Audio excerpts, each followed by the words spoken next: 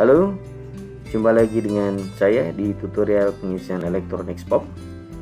Pada tutorial kali ini, saya akan menunjukkan bagaimana melakukan pengisian elektronik SPOP untuk PBB sektor perhutanan, hutan alam. Langkah-langkah persiapan yang perlu kita lakukan sebelum melakukan pengisian elektronik SPOP. Yang pertama adalah silakan di-download terlebih dahulu formulir SPOP elektronik dari ispop.pajak.go.id. Berikutnya, siapkan dokumen-dokumen yang dibutuhkan untuk pengisian SPOP, antara lain dokumen perizinan, data rinci areal, data rinci produksi hutan, baik kayu maupun non-kayu, serta data rinci bangunan. Let's begin. Baik, langkah pertama adalah mendownload formulir Excel dari ispop.pajak.go.id. Kita akan menuju ke ispop.pajak.go.id. Masukkan kredensial berupa NPWP dan password Anda. Kemudian klik pada menu unduh. Kemudian kita akan melakukan download untuk formulir Excel untuk sektor perhutanan hutan alam.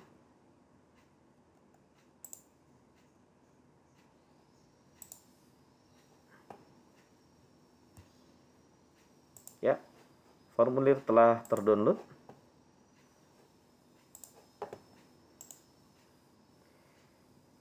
Kita copy ke folder hutan alam.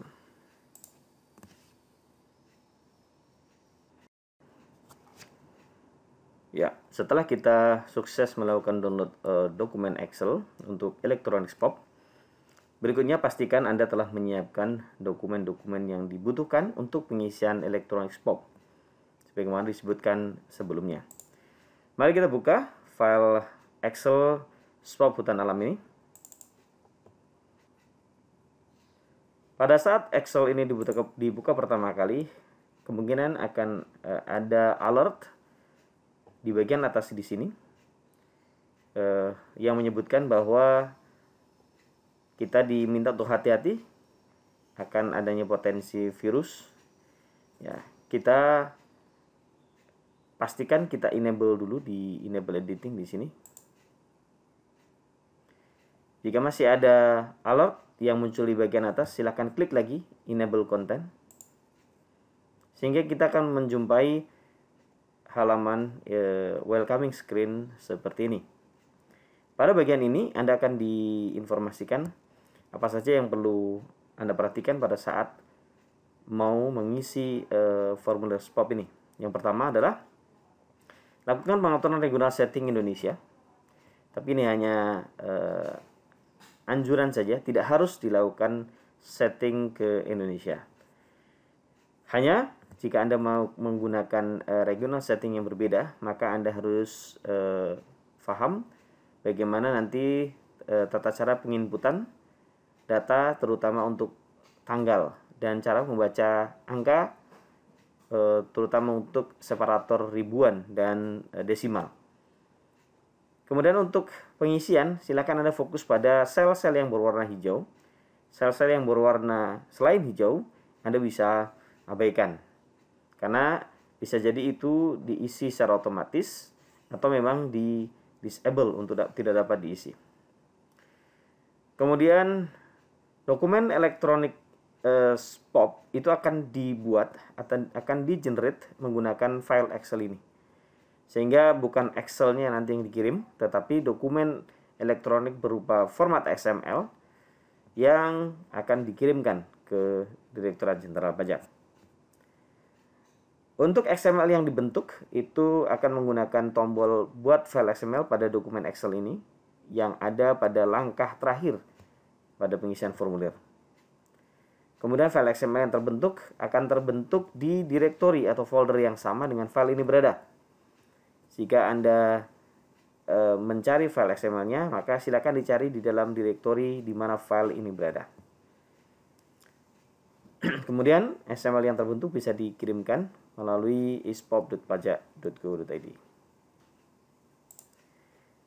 Sebelum kita mengisi formulir ini, ada baiknya jika Anda melakukan beberapa langkah untuk memastikan apakah file Excel ini bekerja dengan baik. Yang pertama adalah silakan klik pada tombol yang tersedia di halaman ini, misalnya tombol petunjuk. Apakah muncul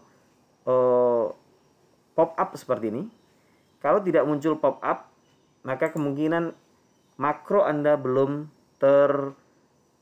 allow atau belum di enable untuk makronya.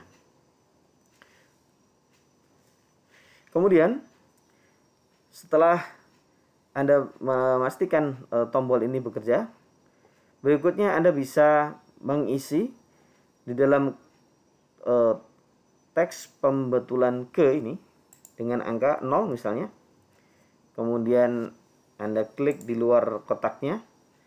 Kemudian dicek apakah di L2A header muncul angka 0. Kalau muncul angka 0 berarti file ini bekerja dengan baik. Terakhir, untuk memastikan apakah file ini nanti akan bekerja dengan baik, silakan ke L7 footer bagian akhir dari sheet di Excel ini. Kemudian silakan klik buat file XML seperti ini. Nah, setelah ini pastikan Anda mengecek di dalam folder atau directory di mana file ini berada. Tadi kita simpan di dalam folder ini. Apakah Anda menemukan dokumen XML yang terbentuk di sana? Dalam hal ini, dokumen XML sudah terbentuk dengan format seperti ini. 1102 ini ada .xml ya, atau tipenya adalah XML dokumen. Maka jika file ini terbentuk, insya Allah file ini bisa bekerja dengan baik. Jika Anda sudah melakukan 3 proses checking tadi, Anda bisa melanjutkan dalam pengisian formulir ini. Baik. Ya, pada kali ini untuk Excel yang akan kita isi adalah spot hutan alam. Kita akan mulai dengan mengisi knob ya. Knob yang akan kita isi adalah ini untuk coba-coba 1 05 000 706 001. Kemudian NPWP.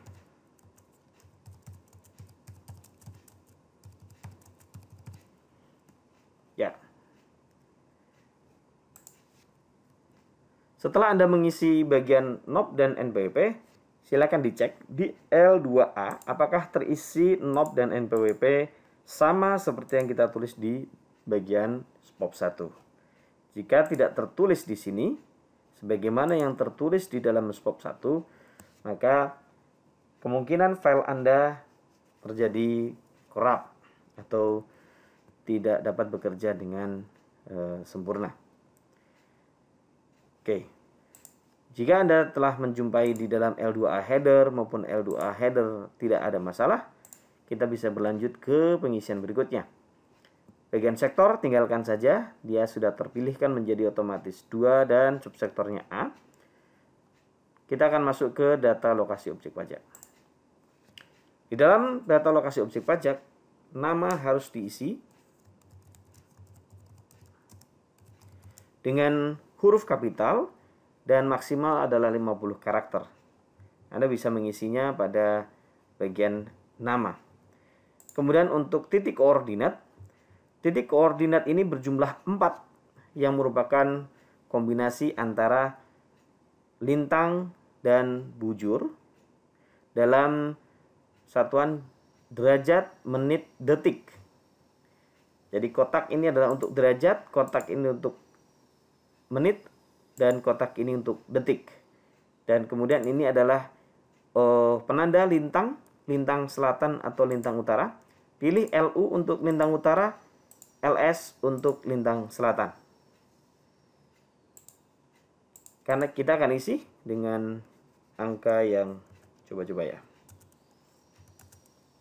Untuk angka di detik, kita bisa masukkan 2 digit di belakang koma.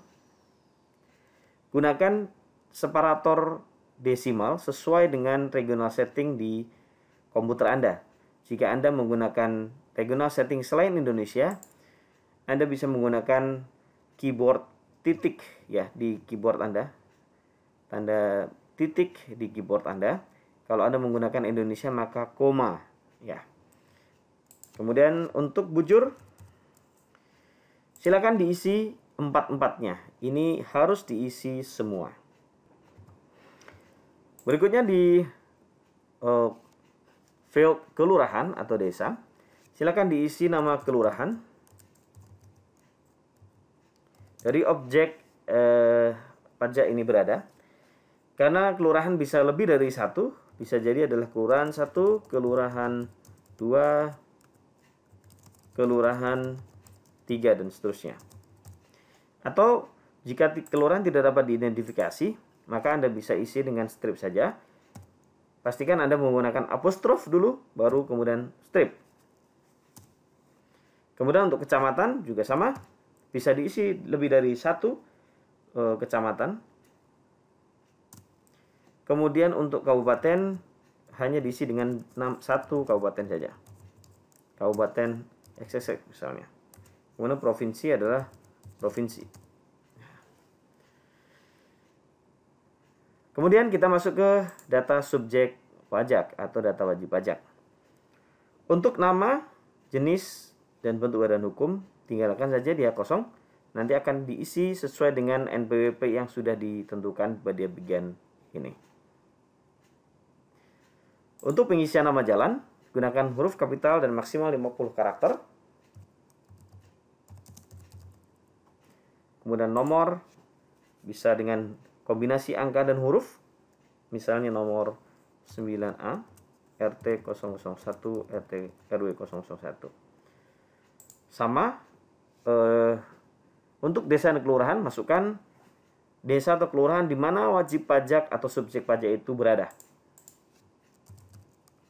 Tentu ini sesuai dengan data diri dari subjek pajaknya.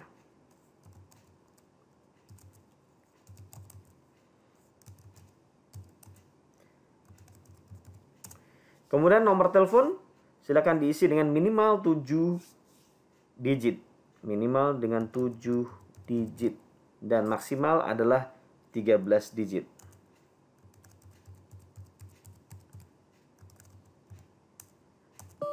Ya.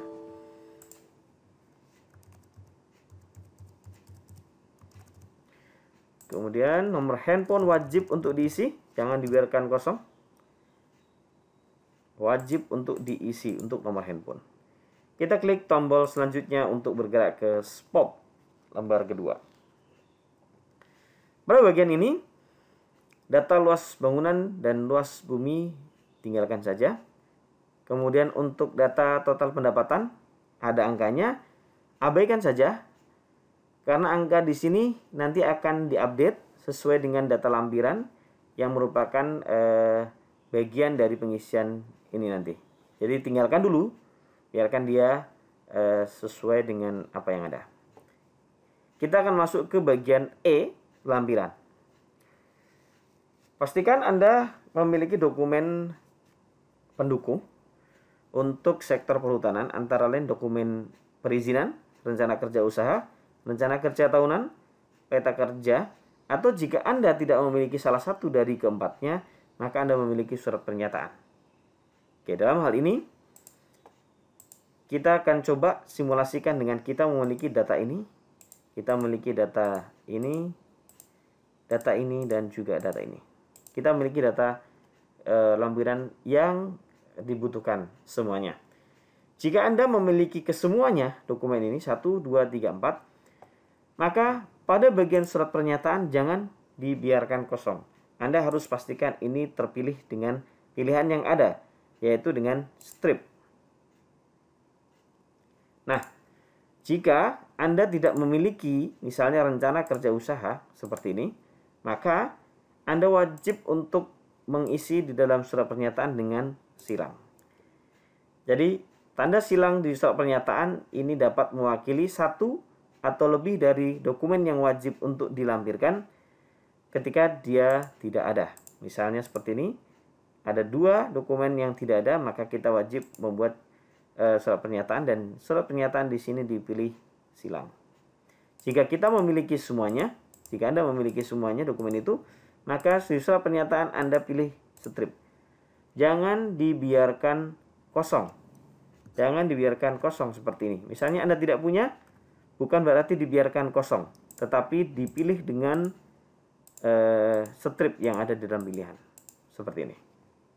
Baik. Berikutnya, pada bagian tanggal, penandatangan. Isikan nama kota di mana Anda mengisi atau membuat dokumen SPOP ini. Misalnya kantor pusatnya di Jakarta, ditandatangani oleh, kemudian jabatannya adalah misalnya seperti ini. Oke, pada SPOP lembar kedua kita selesai. Selanjutnya kita akan bergerak ke SPOP L2A. Oke, ini ada header. Kita lanjutkan. Nah, pada bagian ini L2A untuk A1 yaitu data IUPHHK HA sampai dengan RE. Pada bagian ini Anda diminta untuk mengisikan jenis perizinan atau hak yang diberikan kepada Anda untuk pengelolaan hutan. Pastikan Anda mengisi dokumen ini secara benar dan lengkap. Dokumen ini wajib ada isinya. Jika tidak ada isinya, maka tidak akan diterima oleh sistem. Untuk melakukan pengisiannya, maka langsung saja pada jenis hak. Di sini ada 3 pilihan. Tentukan jenis izin yang Anda miliki, misalnya IUPHHK hutan alam. Kemudian nomor izin adalah IU 1 garis miring hutan garis miring RI misalnya garis miring 2009. Kemudian tanggal silakan diisi dengan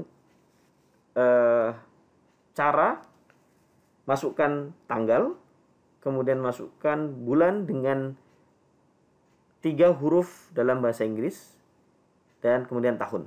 Misalnya, saya akan mengisi 25 Maret 1998, maka saya akan mengetikkan 25 spasi Mar spasi 1998. Kemudian enter. Kemudian, kalau misalnya saya akan mengisi tanggal 18 Agustus 2010 misalnya, saya akan masukkan 18 Aug 2010. Kemudian enter. Atau jika saya mau masukkan tanggal 23 Oktober OCT 2011 misalnya seperti ini. Kemudian untuk bagian luas silahkan Anda mengisi luas sesuai dengan yang ada di dalam dokumen izin. Kemudian keterangan diisi dengan huruf kapital dan maksimal 50 karakter. Jika Anda memiliki lebih dari 1 izin, maka silakan klik tombol tambah. Kemudian di sini diisi dengan data yang sesuai.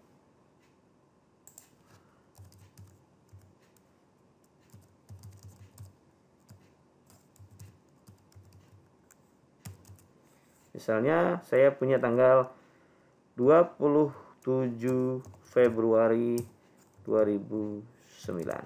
Nah, seperti ini.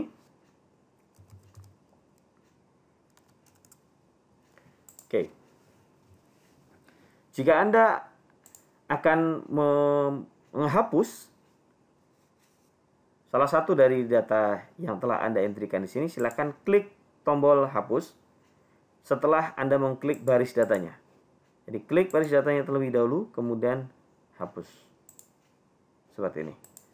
Oke, kemudian kita ke pengisian selanjutnya. Pada bagian L2A, A2, di sini adalah data areal yang berada di luar areal berdasarkan izin yang tadi di A1. Jika Anda memiliki areal yang berada di luar areal tadi, Anda bisa mengisikan pada bagian ini. Pastikan jika Anda memang tidak memiliki data, Anda hapus sampai benar-benar tidak ada data di dalam tabel ini. Jadi boleh pada bagian ini kosong, tetapi pastikan Anda benar-benar mengosongkan, benar-benar mengosongkan tabel ini. Jangan ketika Anda misalnya mengisi, misalnya di sini adalah HGU misalnya, HGU 123, nomornya adalah HGU 234/BPN misalnya ya, 2009, kemudian tanggalnya adalah 23 Jun 2010, luasnya sekian, kemudian ada keterangan. Nah, jika Anda memiliki data, maka pastikan minimal pada nama penguasaan dan luas ini terisi. Namun jika Anda tidak memiliki data dan Anda sempat melakukan pengisian data di sini, jangan dikosongkan hanya dengan tombol delete, tapi Anda pastikan diklik kemudian dihapus. Hapus lagi sehingga Anda menemukan atau menjumpai pop-up dari Excel data pada tabel telah kosong. Baris data tersedia untuk isian data pertama. Seperti ini. Artinya di sini benar-benar kosong. Ya. Saya akan coba untuk top isi di sini. HGU misalnya HGU 1 tanggal 23 Maret 2009. Kemudian luasnya sekian dan keterangan. Oke. Kemudian tambah, kalau misalnya mau ditambah, hapus kalau hapus. Kita ke tombol berikutnya.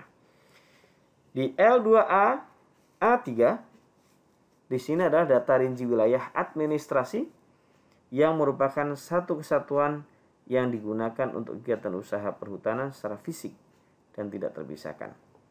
Silakan Anda isi dengan data yang sesuai. Minimal Anda mengisikan nama kabupaten dan luasnya jika Anda memiliki data. Tapi jika Anda tidak memiliki data, Anda boleh kosongkan ini, tidak perlu diisi, atau pastikan Anda hapus sehingga Anda menjumpai pop-up seperti ini.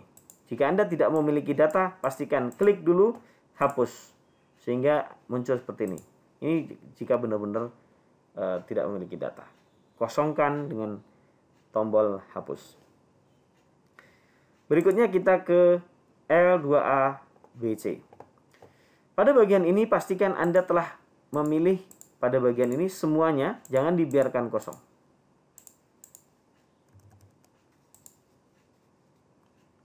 Pada pilihan yang tersedia, jangan dibiarkan kosong. Ya, jadi pada bagian ini harus diisi semuanya, terutama pada kotak-kotak atau sel warna hijau yang sudah ada pilihan seperti ini. Ya. Kemudian pada bagian luasnya boleh diisi dengan 0 jika memang tidak ada, atau diisi dengan angka yang sesuai dengan 2 digit di belakang koma. Oke. Begitu juga pada data area yang tidak dikenakan PBB. Kita ke sheet selanjutnya. Ya. Pada bagian L2A D1, ini adalah bagian di mana Anda dapat menuangkan hasil produksi hutan kayu di areal hutan Anda. Seperti yang saya sampaikan tadi, bahwa di sini akan memuat informasi pendapatan kotor hasil hutan kayu yang informasi pendapatan kotor ini akan mengisi pada bagian SPOP yang sheet 2. Ya, SPOP 2 di bagian sini. Pada bagian pertama ini adalah contoh untuk mengisikan. Anda langsung ubah saja pada contoh ini, misalnya hasil kayu 1, satuannya ton, jumlah hasil produksi adalah 235, dengan harga misalnya 345.000 misalnya, maka akan ada hasil 81075. Kemudian tambah hasil hasil kayu 2 misalnya, kemudian kubik misalnya, isinya seperti ini, harganya adalah seperti ini ya, sehingga akan ada angka 206 ini akan mengisikan pada data di SPOP 2. Nah, kenapa di sini angkanya 67 juta sekian? Karena tadi diisi dengan D1 dan D2. Ya, ada di sini 65 ditambah dengan 2 jadi 67. Ya. Oke. Ini adalah hasil hutan kayu yang bisa Anda isikan di bagian ini. Kemudian berikutnya adalah hasil hutan bukan kayu. Jika Anda memiliki data, maka Anda harus mengisi ke semuanya. Tapi jika Anda tidak memiliki data, pastikan Anda hapus ini, karena ini hanya contoh. Hapus ini sampai habis. Ya, seperti ini. Tapi jika Anda memiliki, misalnya hasil hutan bukan kayu 1, satuannya kilogram misalnya, jumlahnya adalah 456, harganya 65 sekian misalnya. Sehingga kita akan memperoleh pendapatan kotor untuk hasil hutan kayu 299 juta sekian. Ya.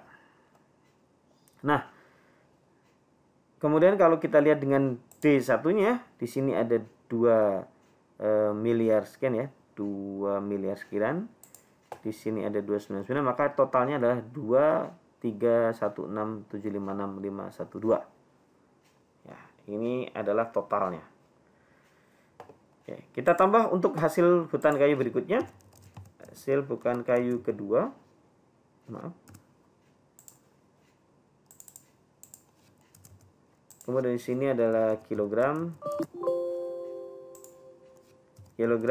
Kemudian di sini angkanya ini. Oh, maaf. Misalnya seperti ini.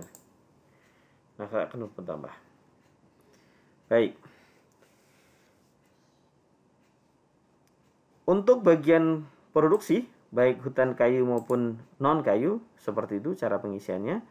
Kemudian kita akan lanjut ke form berikutnya. Ini adalah L2A untuk bagian pernyataan, otomatis akan terisi berdasarkan isian di SPOP 2 pada bagian pernyataan yang kita isi sebelumnya. Kemudian kita ke selanjutnya di L7 untuk data bangunan.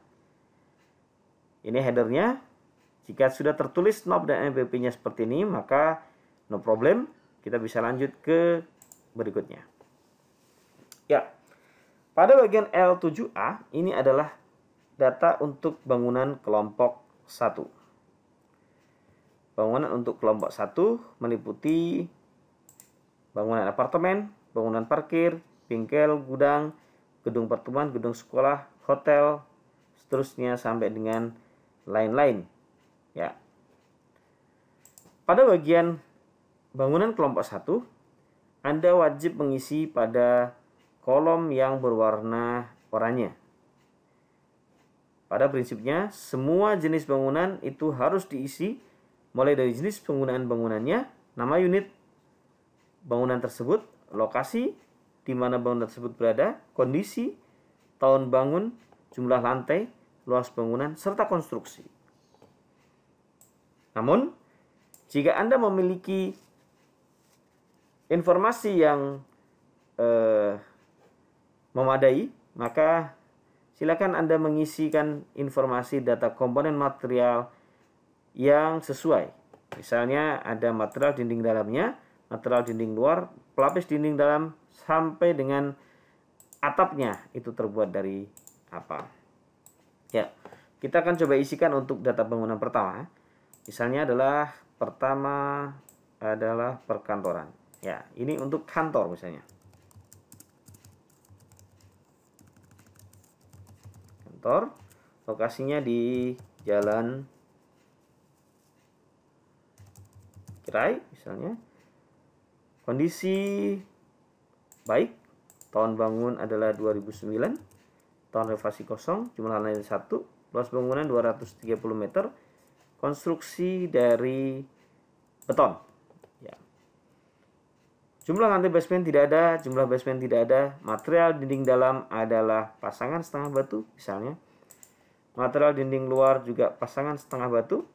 Pelapis dinding dalam misalnya adalah granit impor atau misalnya kaca lokal. Pelapis dinding luarnya adalah cat. Kemudian langit-langit dari Eternit, atap dari genteng keramik misalnya. Kemudian penutup lantai adalah keramik. Ya. Fasilitas di sini misalnya ada AC atau air conditioner. Ya. Kemudian untuk bangunan berikutnya silakan klik tombol tambah. Nah, jika Anda memiliki bangunan berupa bengkel atau gudang yang kodenya adalah 3, kemudian juga ada pabrik, ya. Jadi 3 atau 8 kode JPB-nya. Misalnya di sini adalah bengkel atau gudang, kita isi. Ini nama adalah bengkel, alat berat, kemudian jalan kirai juga.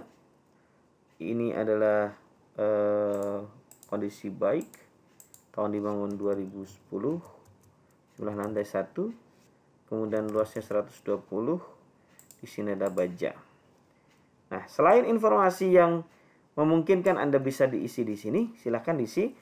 Nah, yang terpenting yang perlu menjadi perhatian adalah jika Anda mengisikan bengkel atau gudang atau pabrik, ya 3 atau 8, maka Anda wajib mengisi pada kolom di sini.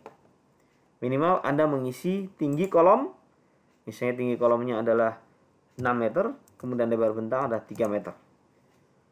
2 field ini wajib untuk diisi untuk JPB bengkel, gudang, atau pabrik. Ya. Oke, ini adalah cara mengisi pada bagian bangunan kelompok 1. Selanjutnya kita akan bergerak ke bangunan kelompok 2.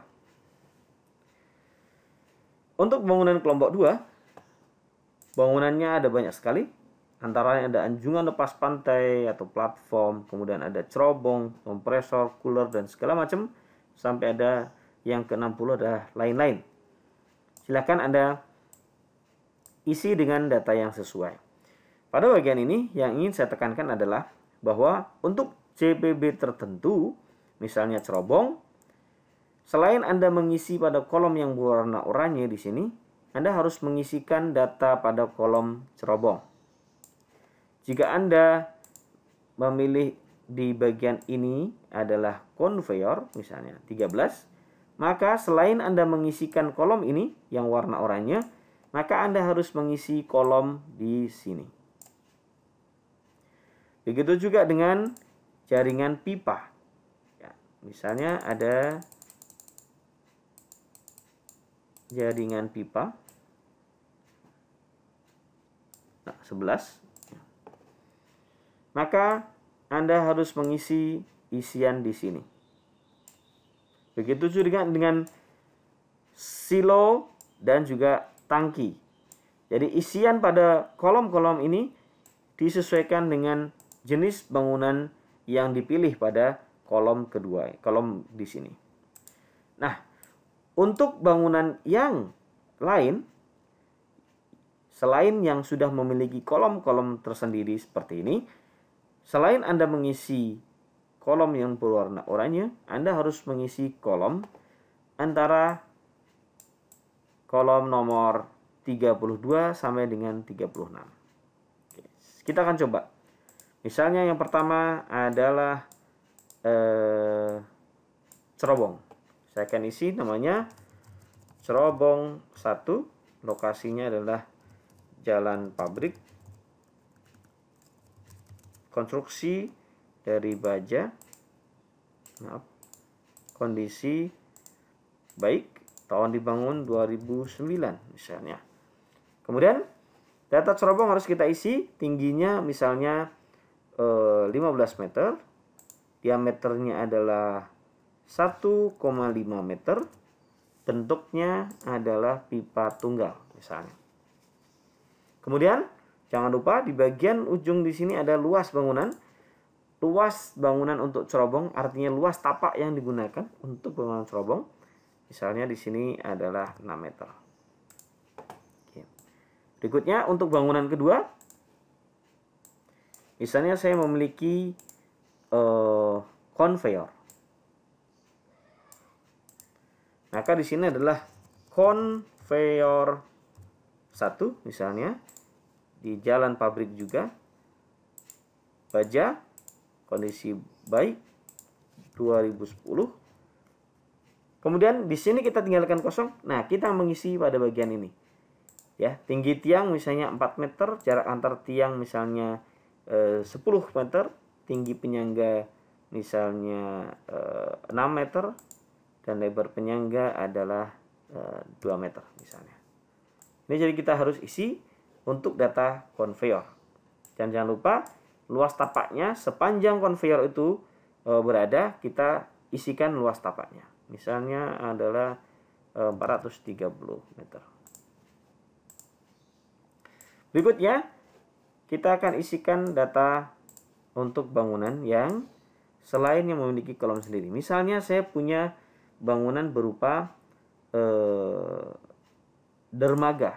Ya. Dermaga misalnya di sini dermaga 1 di jalan pantai misalnya. Kemudian di sini adalah beton, kondisi baik, tahun bangun 2012. Kemudian di sini karena dia bukan cerobong, kita nggak perlu mengisikan di sini. Bukan juga jaringan pipa, bukan silo, bukan tangki, maka kita harus mengisi pada kolom di sini. Misalnya panjangnya adalah 12 meter, lebarnya adalah 8 meter. Jadi saya punya misalnya di sini adalah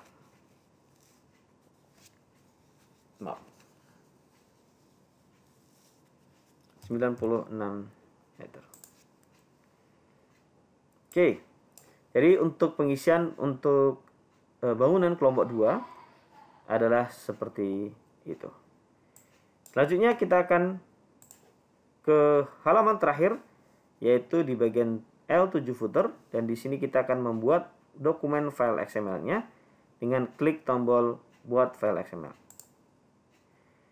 File XML telah berhasil dibentuk. Silahkan cek pada folder di mana file ini berada. Kita klik OK dan kita cek filenya ada di dalam folder ini. Seharusnya dia akan terbentuk dengan nama file adalah knob 18 digit, kemudian underscore tahun underscore kode pembetulan .xml atau di sini XML dokumen. Jika Anda tidak menjumpai file ini atau tidak menjumpai file dengan format penamaan seperti ini, maka kemungkinan Anda melakukan kesalahan dalam pengisian. Di sini nomor ini diisi berdasarkan pada POP 1 melebihi kode knob, kemudian tahun dan pembetulan. Jika tidak terbentuk, maka kemungkinan ini tidak terisi atau Anda lupa belum melakukan enable makronya. Kemudian kita akan cek isi dari dokumen XML. Gunakan program seperti Notepad++ yang bisa digunakan untuk melihat file dari XML yang dibentuk, sehingga kita bisa melakukan penelusuran atas isian dari Excel yang kita buat. Ya, seperti ini.